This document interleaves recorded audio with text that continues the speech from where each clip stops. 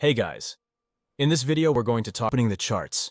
The first thing we will look at is defining the price swings and key structure levels.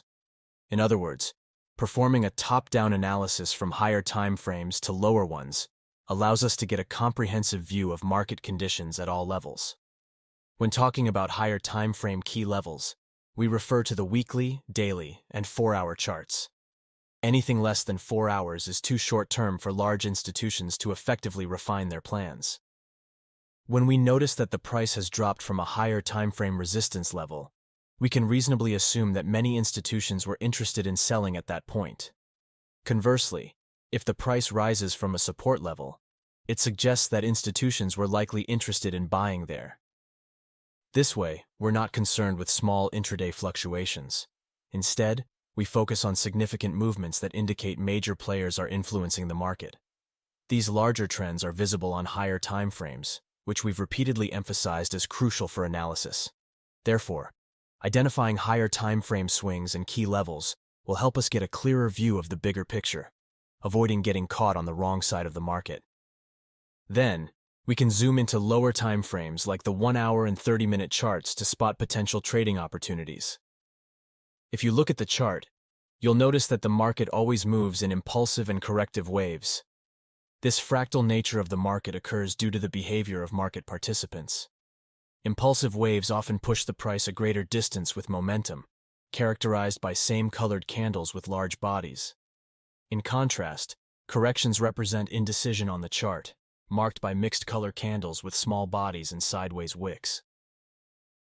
Identifying the end of a pullback and the start of the upcoming impulsive move can be highly profitable, as it enables traders to capitalize on potential buying or selling opportunities in the market. Imagine we are in an uptrend and want to buy low and sell high to benefit from this bull market. We cannot open a buy position right now because the price is too high and may drop at any moment. So, we need to wait for a correction to enter at a better price. The latest impulsive move started from here and pushed higher all the way up to here. The correction will happen inside this range, and when the market gathers enough liquidity and buyers come into play, it will continue pushing higher again. If the price breaks below this level, it shows that the buyers are no longer in control, and the whole idea of an uptrend comes into question. It indicates significant bearish momentum and signals a possible reversal, unless it was a fake-out, where the market aimed to gather liquidity below this low before taking off. Now back to our correction range. Here's the question. Where should we place our long position and enter the market? If we enter too early, the price might make a deeper pullback, and we end up losing even though our analysis was correct. On the other hand, if we wait too long, the price might start pushing higher without us entering, and we miss the trade. So, the key to trading with the dominant trend is to identify the end of the correction, which marks the start of the next impulsive movement. But how do we do that? This is where Fibonacci retracement levels come into play. We always apply this tool from the start of the impulsive wave to the end, because it helps us identify the correction range. If you apply this tool, you'll notice that several levels appear on the side. All of these important levels can act as support and may reject the price when it reaches them. However, there are two specific retracement levels that create ICT's optimal trading zone, OTZ. The 61.8% and the 78.6% levels. There are multiple reasons why this range is considered an optimal area for trading. Reason number 1, higher risk-to-reward ratio. We know that no matter where our entry is, the first target for the trade is this recent level of market structure. When the price taps into this level, some traders will close their positions or take some profits, while others might go long.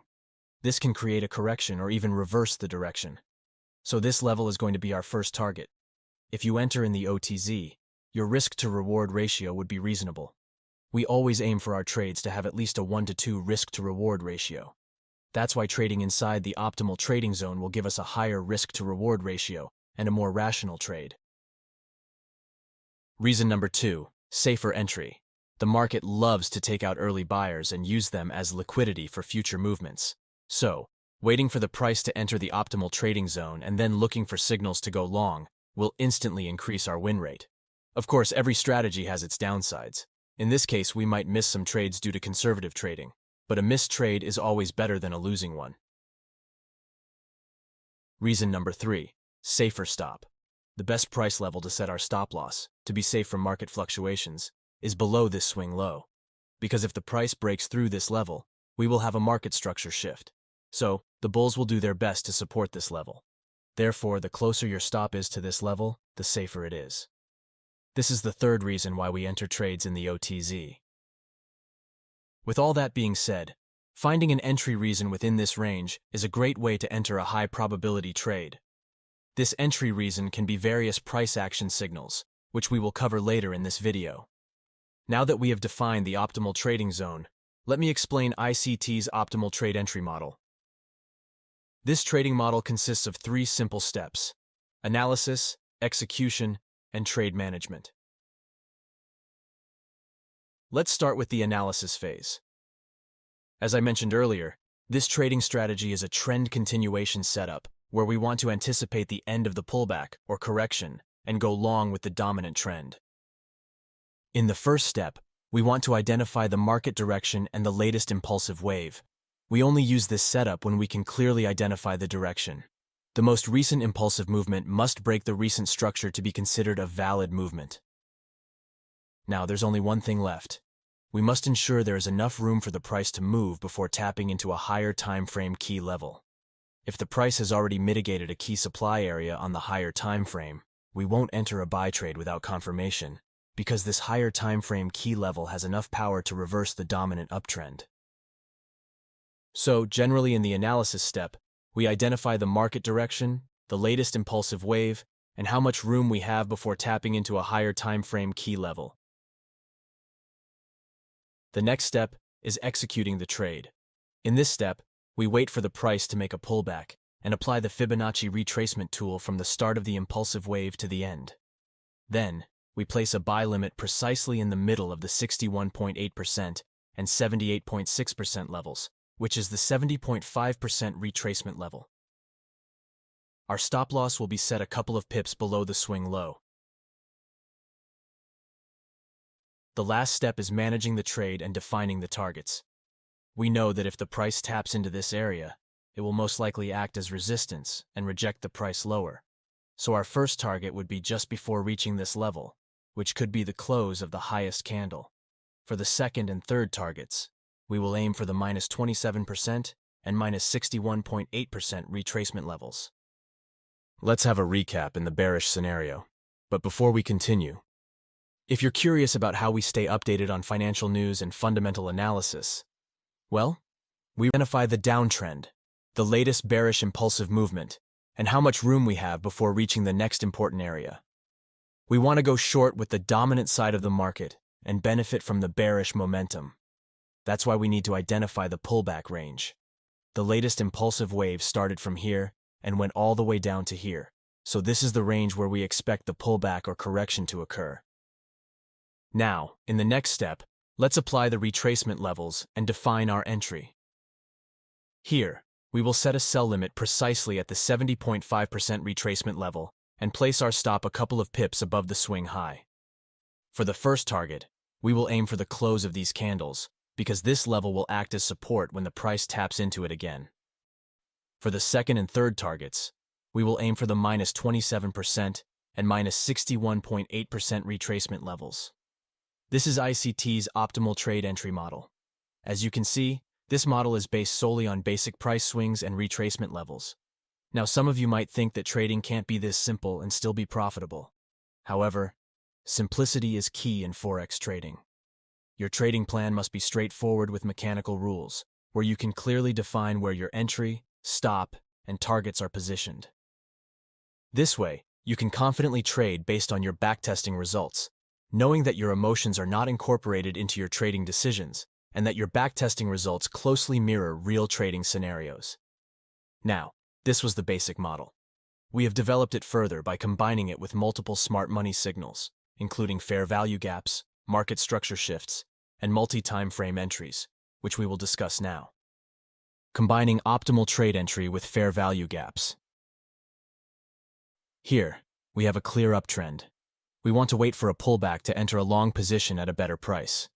If the price breaks below this level, the whole idea of the uptrend comes into question, as it signals significant bearish momentum. So, here's the correction range, and we can identify the optimal trading zone by applying the retracement tool. Now, if we look at the left-hand side, we can see that the latest impulsive movement has created multiple fair value gap areas, one of which coincides with the optimal trading zone. When the price pulls back to these areas, they will act as support and likely push the price higher. However, a more conservative approach is to wait for the price to retrace all the way down to the third fair value gap and enter the long position there. This is because there is a higher chance that the price might use the first fair value gap as a liquidity grab and trap traders who went long there. In summary, the combination of the optimal trading zone and fair value gap areas provides solid supply and demand zones and presents a high-quality trade. Combining optimal trade entry with market structure shift. Here, we had a long-term downtrend until the price first failed to create a new lower low, indicating a loss of momentum. Then, it broke the supply level to the upside. This change of character shows that the sellers are no longer in control and suggests a potential reversal to the upside. Once we see a break of structure above the previous high, it indicates that the buyers are now completely in control, marking a complete market structure shift from a downtrend to an uptrend. Now is the time to look for long opportunities to benefit from the bull market. Here's the question: when do we enter the long position? Even though the price has a high chance of continuing upwards, we could still get stopped out if we enter at a poor price. This is when we apply the concept of price swings and ICT's optimal trade entry. Our directional bias is bullish, and we have enough space before reaching the next important level, which is above here. We can apply the retracement tool to the latest impulsive movement and set a buy limit at the 70.5% retracement level. Our stop loss will be placed a couple of pips below the swing low, and we will set the targets according to the trading plan. This is how we combine the optimal trade entry with the market structure shift concepts to enter a high-quality trade. However, it's important to remember that no matter how good the trading opportunity seems, the market can have different plans. Risking an unusual amount on a single trade just because you think the chances of winning are high is a bad decision.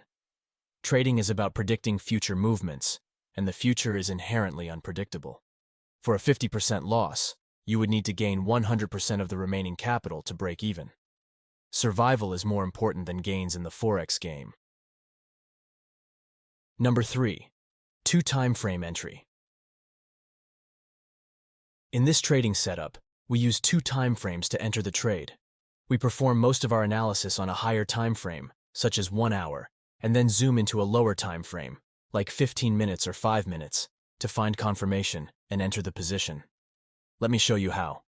On the 30-minute chart, we have a clear uptrend. We apply the retracement tool and mark the optimal trading zone. As mentioned earlier, when the price pulls back to the optimal trading zone, we then zoom into a lower time frame to find an entry reason and buy the pair. However, on the lower time frame, this move may appear as a downtrend. So our goal is to find signals that indicate the downtrend is over and that we can enter a long position in alignment with the dominant bullish higher time frame direction. When we witness a change of character, we can consider entering a long position. In this trade, we know that the higher time frame trend is bullish and we are in the optimal demand area.